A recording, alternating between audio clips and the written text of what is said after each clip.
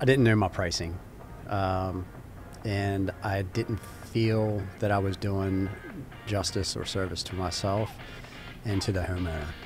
So there was the unknown with that. But since I started with the new flat rate, I feel really comfortable with it. The homeowner, they actually love it because you're giving them the options and they're choosing the options. So it's a lot more secure. Since you had to make that transition of like trying to figure out your prices before the new flat rate to going to the new flat rate, did you see a difference in the customers? Do your customers prefer the new flat rate?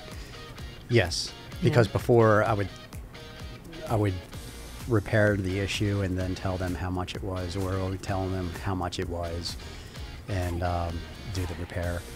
So it's more systematic. It's more of ease. You know, there's a process from the time you receive the call to the time you follow up. So that's what I like about it.